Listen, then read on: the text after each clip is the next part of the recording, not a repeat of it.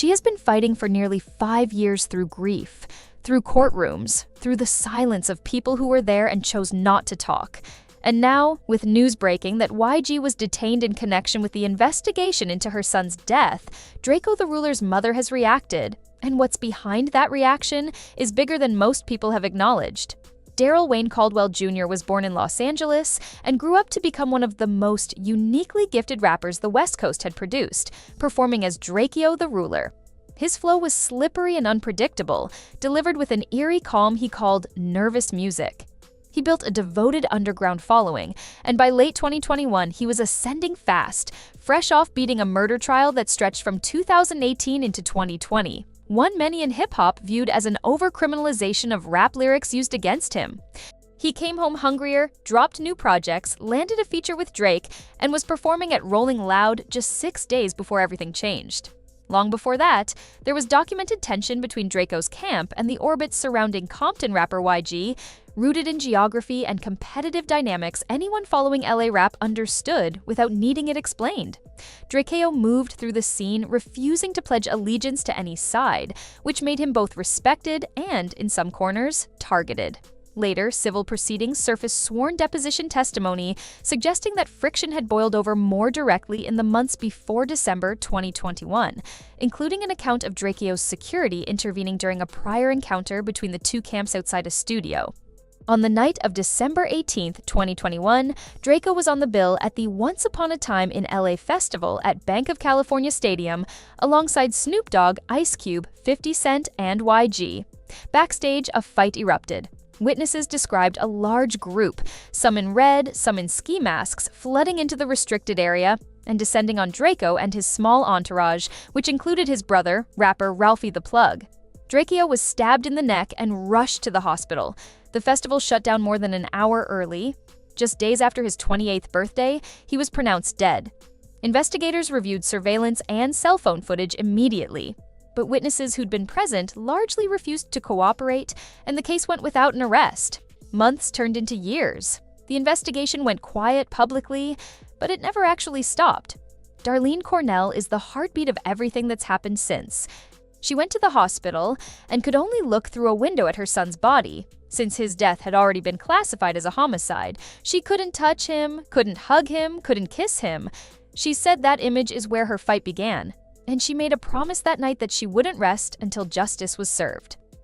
In interviews with Rolling Stone shortly after his death, she described what witnesses had told her, that somewhere between 40 and 60 people had rushed Drakeo the moment YG appeared backstage, and that her youngest son had tried to fight back before turning to find his brother already bleeding from the neck. She has stayed vocal and consistent ever since, saying she needs the truth out there and that she believes justice will eventually come. Then, early on the morning of July 23, 2026, law enforcement moved. Not a knock on the door. A full SWAT operation, with California Highway Patrol working alongside Burbank PD's SWAT team at a commercial property connected to YG near Magnolia in Burbank. Officers arrived around 7 a.m., and footage obtained by TMZ showed YG standing outside the location as the operation unfolded. He was detained on site while officers searched the property, tied directly to the still unsolved homicide investigation. He was questioned and released. Law enforcement has since confirmed publicly and clearly that he was not arrested and is not currently considered a suspect or a person of interest in the case. That distinction matters and deserves to be stated plainly. Being detained during the execution of a search warrant is standard procedure for anyone present when officers secure a location. It is not the same as being arrested or charged. Still, that clarification didn't stop the story from spreading fast, because YG's name has been tied to this case since before Drakeo's body was even cold, and 5 years of unanswered questions made a SWAT team at his property feel like something's shifting. That same evening, YG still performed in a scheduled Versus battle against the game, telling the crowd he almost didn't make the show that day before shaking it off and going on. A moment that went viral for the sheer contrast between a dawn police operation and a packed performance by nightfall. The criminal investigation is only part of this story. A civil lawsuit filed on behalf of Drakeo's family, naming Live Nation, C3 Presents, and other festival organizers, seeking at least $20 million, has produced more documented information about that night than anything else. Filed on behalf of his young son, Caden Caldwell, the suit argues organizers and security failed fundamentally, allowing a large, partly masked, partly armed group into a restricted backstage area. Attorneys have described the attack as targeted, presenting video showing men in red pouring into the fenced-off area with no visible security response. That civil case produced the most explosive development in the whole story. In March 2025, Albert Cooper III, part of Drakeo's personal security detail that night, gave a sworn deposition. Cooper testified that he saw YG in the immediate area during the brawl, that YG appeared to produce a short improvised weapon and slash it toward him, and that although YG wore a ski mask, Cooper recognized him by his eyes. Cooper also said he heard voices during the chaos asking whether the person being attacked was in fact Drakeo, language he interpreted as suggesting the attack was directed specifically at him. That testimony is serious, but it comes with essential context that has to stay attached to it.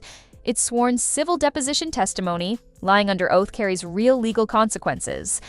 But it has never been tested in a criminal proceeding, where the accused has the right to cross-examine and challenge the evidence. It is not a finding of fact by any court. YG has not been charged with any crime connected to Drakeo's death, and his representatives did not immediately respond when excerpts of the deposition surfaced in court filings in 2025.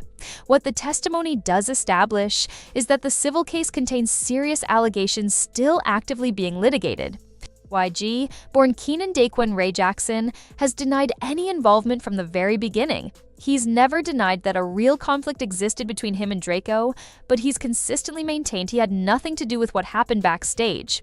That he came to perform, collect his fee, and didn't learn anyone had been stabbed until after the fact. In June 2026, weeks before the SWAT operation, he released an album called The Gentleman's Club, including a track titled We Know the Truth, that directly addressed years of speculation. In it, he pushed back on the idea he'd have any motive to disrupt his own paid performance, pointed out that no arrest or charges had ever been filed against him, and challenged anyone calling him a killer to say it to his face. His legal team has argued consistently that a documented feud between two artists isn't evidence of a murder conspiracy, and that being present at an event where a tragedy occurred isn't the same as causing it, a position law enforcement has effectively backed by confirming, as of July 2026, that he's never been named a suspect or person of interest. So why does this case still consume this much attention nearly 5 years later? Part of it is Drakeo himself, a generational talent gone at 28, weeks after beating a murder charge at the exact moment his career was breaking wide open. But the bigger reason is simpler. Nobody has ever been arrested. Not one person has been charged in Daryl Caldwell's death, despite video, witnesses, and surveillance footage existing. That silence from the system is what keeps every deposition, every song, every law enforcement operation, and every one of Darlene Cornell's public statements feeling like part of the same unresolved thread. A SWAT operation of that scale doesn't happen casually. It requires establishing probable cause, getting a warrant approved by a judge, and coordinating a tactical team. That investigators are still actively pursuing leads this many years in is, to anyone who's followed this case, a real signal. And it's exactly the kind of signal Darlene Cornell has been waiting on. Her reaction to July 23rd wasn't celebration, it was recognition. That after years of watching this investigation seem to go quiet, law enforcement is still in it, still executing warrants, still actively looking for answers. What she said she wants isn't a detention or a search, it's an actual criminal reckoning for what happened to her son. July 23rd wasn't that moment, but it told her the door to it hasn't closed. Right now, the civil suit continues. The deposition testimony sits in the public record. Law enforcement has confirmed YG was briefly detained and released, and remains officially not a suspect or person of interest. And still, nearly 5 years later, no one has been criminally charged for Drakeo the Ruler's murder.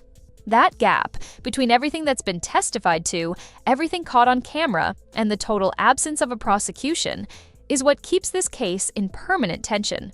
Darlene Cornell made a promise the night she left that hospital, and every time law enforcement moves on her son's case, she's still there, still reminding the world that Drakeo the Ruler was a real person, a son, a father, an artist with more music left to make, and that somebody took all of that away in a place that should have been safe. What do you think happens next in this investigation? Do you think we'll ever see criminal charges filed in Drakeo the ruler's case? Drop your thoughts in the comments.